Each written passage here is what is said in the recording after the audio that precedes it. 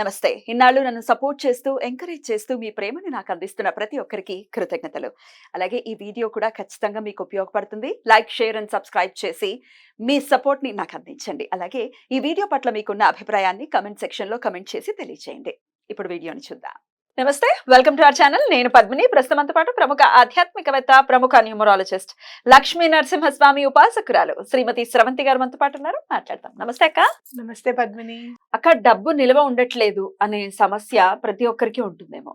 అసలు బ్యాంక్ లో ఉండట్లేదు, చేతిలో అసలు రూపాయి ఉండట్లేదు, ఏదో అప్పటి వరకు ఖర్చు కాదుకుంటున్నాడు ఈశ్వరుడు అనే వాళ్ళు కూడా ఉంటూ ఉంటారు. అవును. బాగా డబ్బు ఉన్న వాళ్ళు ఏమండి, డబ్బులు ఏం లేవండి, బ్యాంక్ ల్యాండ్ రూపంలో ఉంది, గోల్డ్ రూపంలో ఉంది తప్ప క్యాష్ రూపంలో లేదు అనే వాళ్ళు కూడా ఉంటారు. ఏది అసలైన నిల్వ ధనం అంటే ఎలా చెప్పాలి మనం? డబ్బు ఎప్పుడు కూడా చంచలం పద్మిని. క్యాష్ రూపంలో ఎక్కువ సేపు మన దగ్గర ఉండదు. ఉండదా, ఉండకూడదా? ఉండదు ఉండదు ఉండదు అలా క్యాష్ రూపంలో నిలవ ఉండాలి, మన దగ్గర స్థిరంగా ఉండాలి అనుకుంటే గనక రూపాంతరం చేయడమే చాలా మంచిది. బంగారం కొనుక్కోవడము, లేకపోతే ఆస్తి కొనుక్కోవడము, స్థలము, లేకపోతే పిల్లల పేరు మీద ఫిక్స్డ్ డిపాజిట్, ఇట్లాంటివి చేయడం అనేది చాలా ఇంపార్టెంట్.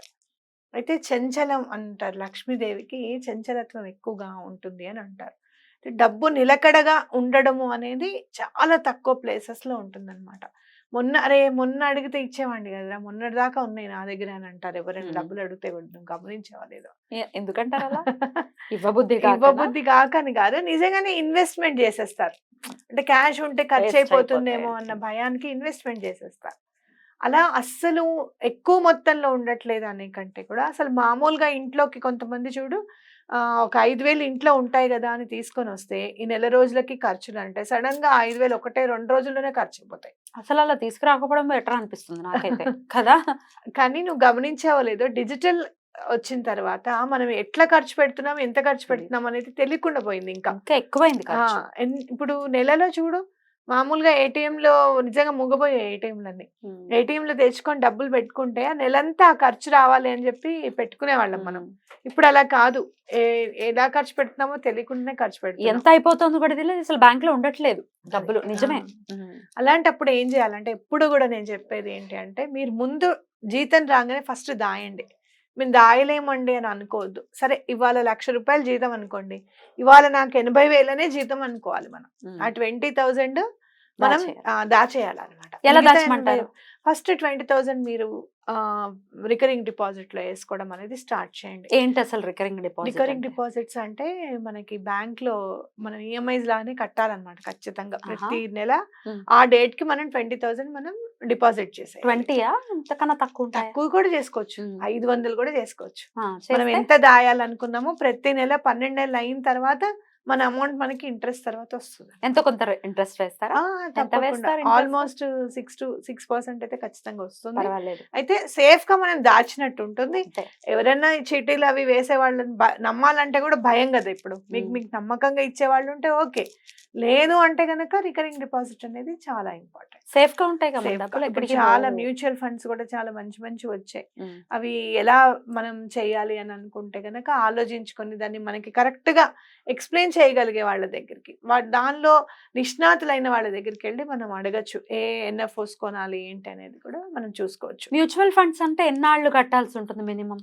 అట్లా ఏం లేదు పద్మిని, 1.5 year అని మనం అనుకోండి. ఓన్లీ 12 months కట్టి అప్పుడప్పుడు విత్డ్రా కూడా చేసుకోవచ్చు అనమాట. 12 months కదా మరి మెచ్యూర్ అవుతుందా? అవుతుంది. అట్లా ఎప్పటికప్పుడు మన డబ్బులు పెరుగుతూనే ఉంటాయి. నాకు అట్లా నేను 3-4 years కట్టి ఒక 80-90,000 అయితే నాకు ఆల్మోస్ట్ 1,40,000 వచ్చాయి. చాలా, అంటే ఆ మ్యూచువల్ ఫండ్ అంత బాగా పర్ఫార్మ్ చేయగలిగింది. అట్లా ఏది మనం పర్ఫార్మ్ చేయగలుగుతుంది అనే దాని మీద మనం పెట్టుబడి పెట్టాలి. అది మనకు తెలిసిన వాళ్ళు ఎవరైనా ఉంటే వాళ్ళ ద్వారా మంచి వాళ్ళు ఉన్నారు, నాలెడ్జ్ తెచ్చుకుని అట్లా మనం చూడొచ్చు. అయితే ఇలా దాచిన తర్వాత ఖర్చు పెట్టడము అనేది చాలా ఇంపార్టెంట్ గా మనం అలవర్చుకోవాలి. ఒకటి. రెండోది ఏంటంటే, ఇంగ్రీడియంట్స్ లో మనం చూసుకుంటే గనక మీరు చూడండి, అప్పు తీరాలి అని అంటే కుజుడు చాలా ఇంపార్టెంట్. మనకి ఏమైనా అప్పులు అవుతున్నాయి బాగా అంటే కుజుడు ఏమన్నా బాలేడా మన గ్రహాల్లో అని మనం చూడొచ్చు. అలాగే బుధుడు ఎలా అంటే డబ్బు నిలవకి ఇంపార్టెంట్. మీరు పెసర్లు ఉంటాయి కదా, మామూలుగా గుండు పెసర్లు ఉంటాయి చూసారా, పెసర్లు తీసుకొచ్చి ఇంట్లో పెట్టుకోవాలి. ఎప్పుడు పెసర్లు నిలవ ఉండాలి ఇంట్లో. ఓకే. పెసర్లు ఎప్పుడు నిలవ ఉంటే డబ్బు నిలకడగా ఉండడానికి అవకాశం ఉంటుంది. అనవసరమైన ఖర్చులు అవ్వకుండా ఉంటుంది. మీరేం చేస్తారు అనంటే ఎప్పుడు కూడా మంగళవారం నాడు నానవేసేసాయండి పెసర్లను. నానేసేసిన తర్వాత బుధవారం మెత్తగా అవుతాయి. అవి పక్షుల దగ్గర పెట్టేస్తే చాలా మంచిది. వచ్చి తింటాయన్నమాట. మామూలుగా పెసర్లు పెట్టే కంటే ఈ నానబెట్టిన పెసర్లు పెడితే చాలా మంచిది. బుధవారం నాడు పెసర్లు గనక పక్షులకి పెడితే మీ డబ్బు ఉత్తిగా ఖర్చు అవ్వడం కానీ, లేదు అంటే గనక ఎవరైనా మీకు డబ్బులు ఇవ్వాలంటే రిటర్న్ ఇచ్చేవాళ్ళు కానివ్వు, ఇలాంటి వాళ్ళందరూ కూడా ఇచ్చేస్తారన్నమాట. అలాగే ఒక 3 కాపర్ కాయిన్స్ తీసుకొని పర్సులో పెట్టుకోవడం అనేది చాలా ఇంపార్టెంట్. చాలా ఇంపార్టెంట్. కాపర్ కాయిన్స్ కాపర్ అంటే కాయిన్స్. రాగివి దొరుకుతాయి బయట? దొరుకుతాయి. కాపర్ కాయిన్స్ ఇవ్వమంటే ఇస్తారు. ఎక్కడ దొరుకుతాయి? పూజ సామాగ్రి షాప్ లో ఉంటాయి. తెప్పించండి అంటే తెప్పిస్తారు. దాని మీద ఏదైనా బొమ్మలు ఉండటం, దేవుడి బొమ్మలు ఉండటం ఉంటే పెట్టుకోవచ్చు, తప్పేమీ లేదు. లేదు అనుకుంటే కనుక ప్లెయిన్ కాయిన్స్ కూడా తీసుకోవచ్చు. 3 రాగి కాయిన్స్ పర్సులో 3 ఉండాలి తప్పకుండా. ఎటువంటి పరిస్థితుల్లోనూ డబ్బు అనేది ఖర్చు విపరీతంగా అవుతోంది అనేది ఖచ్చితంగా మీకు ఆగిపోతుంది అనమాట. తెలియకుండా అయ్యే ఖర్చులు ఒక లెక్క అయితే, తెలిసి హాస్పిటల్ కి ఖర్చు పెట్టేటటువంటి డబ్బులు అవి కూడా బాధాకరమే. అటు ఆరోగ్యం నయం అవ్వదు, ఇటేమో డబ్బులేమో ఖర్చు అవుతుంటాయి. అలాంటి పరిస్థితుల్లో ఏం చేయాలి? తప్పకుండా ప్రతి ఒక్కరికి హెల్త్ ఇన్సూరెన్స్ ఉండాలి పద్మిని. ఈ రోజుల్లో మ్యాండేటరీ. మీ మధ్యతరగతి వాళ్ళు మనలాంటి వాళ్ళకైతే మాత్రం హెల్త్ ఇన్సూరెన్స్ ఉంటేనే నాకు అనిపిస్తుంది, అది ఇన్సూరెన్స్ ఉంటేనే మనకేం రాదనిపిస్తుంది. నిజమే. ఎందుకనంటే అది ఏ హాస్పిటల్ అయినా కానీ యాక్సెప్ట్ చేసే విధంగా పెట్టుకుంటే చాలా మంచిది. ఇప్పుడు చక్కగా 3 నెలలకు ఒకసారి కట్టుకునేది కూడా ఆఫర్స్ వస్తున్నాయి. అయితే హెల్త్ ప్రాబ్లం అస్సలు రాకుండా ఉండాలి అని అనుకుంటే కనుక మనం ఇంట్లో ఎటువంటి పరిస్థితుల్లో అన్నం వండుతాం కదా పొద్దున, అన్నం వండినప్పుడు స్నానం చేసిన తర్వాత వండుకోవాలి అన్నము. వండిన తర్వాత అన్నాన్ని స్టవ్ కి కొంచెం సమర్పించాలి. అగ్ని ఉంటుంది కదా, అగ్ని కొద్దిగా సమర్పించాలి ప్రతిరోజు వండేసిన వెంటనే. దాంతో ఉడికిందా లేదా అని ఇంత తీసుకొని తిని ఎప్పుడైనా గుర్తు పెట్టుకోండి, వంట చేసిన వాళ్ళు రుచి చూడకూడదు. అన్నము పలుకుందా లేదా అని నాకు అలవాటు. ఇట్లా చెవు దగ్గర పెట్టుకొని చూస్తా. నాకు ఎందుకోనో ఆ సెన్స్ తెలుస్తుంది అనమాట, ఉడికింది లేదు. ఇట్లా నలిపేను నేను. జస్ట్ ఇట్లా అని ఇట్లా అంటా కొంచెం నెమ్మదిగా, ఉడికిపోతుంది అన్నం. అయినా మా అమ్మ నేర్పించింది, అత్తేసను వండడం నేర్పించింది నాకు. ఇవి వార్చడము అవి నాకు తెలీదు. కాకపోతే ఏంటంటే ఎప్పుడు కూడా అన్నాన్ని ఇట్లా ఊరికే గరిటతో కలపడం అట్లా చేయకూడదు. ఎప్పుడు అలా స్థిరంగా ఉండనివ్వాలి. 1. 2 ఏంటంటే ఎటువంటి పరిస్థితుల్లోనూ వంట చేసేటప్పుడు టేస్ట్ చూడకూడదు మనం.